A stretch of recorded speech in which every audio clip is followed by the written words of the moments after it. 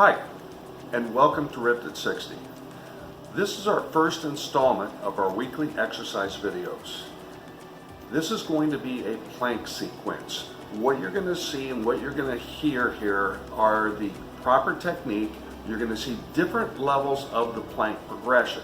Now, although what I'm showing you is a beginner, intermediate, advanced, expert, and master level, there are many more of the plank sequence and variations that you can choose from in our exercise library.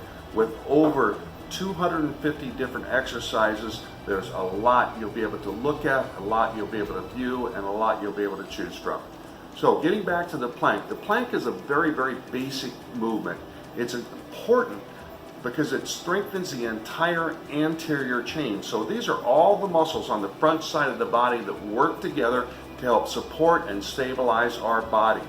It's very important from the core. It's very important just from that overall stabilization and strength aspect that we need when we're doing other exercises and moving forward. Now with the plank, I always recommend that we challenge ourselves more, not necessarily do it longer. 60 seconds is long enough. So each plank you want to try to hold for 60 seconds in that position, nice and solid and stable. If you're feeling pressure in your lower back, I assure you, you are doing the plank incorrectly. Go back to the video, listen to the video, watch the video, and understand what you're doing wrong so you can correct that. You should be feeling the plank a lot in the abdominal area. You'll also feel it in some in the upper body, some in the lower body as well, again, because all those muscles are working together. It's going to be very important to make sure you do it right and to make sure you continually progress to those more difficult levels of planks. So, without further ado, let's go ahead and get into the demonstrations. So this is the position we want to be in. As you can see, I'm fully engaged in the anterior chain, back is straight, shoulders are extended. Don't let your shoulders sag like this. Push through, keep them fully extended.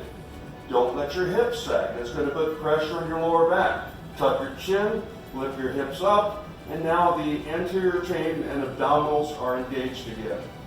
Again with this, learn how to hold it for 60 seconds, get that work out of it, and then progress to the next level. Now you can see my back is flat, the abdominals are tight, and I'm holding this position fairly solid. If this happens where the hips drop, now I feel pressure on my lower back. So all I need to do is tuck my chin, lift my hips up, and I'm back to getting the workload on the abdominals and that anterior chain, which is where we want it. Get the hands in position. Again, with the feet. We'll put one foot on, bring the other foot up. Now we're going to hold the plank in this position. You can again see the movement of that ball. I'm keeping my abdominals engaged so that anterior chain is tight, arms are locked, pushing through with the shoulders, and holding this for about 60 seconds. Now I'm going to get my hands in position on the BOSU ball. I'm going to bring the medicine ball up close. Again, one foot on, bring the other foot up on it, and now here I am. So you can see the movement in the BOSU ball, you can see the movement in my feet. There's a lot going on here. This challenge in the core and challenge on the stabilizing muscles in my shoulders. So very good, a little more difficult exercise. Again, if you want to make it more difficult, you can always put a weight plate on your back. As you can see, I'm putting my hands on the front ball. Bring my feet back to the rear. Again, one foot on the ball. Now I'm going to slowly lift up the other foot and place it on the ball as well. And you can see the movement again. Movement in the hands, movement in the feet. This is a very difficult plank to do.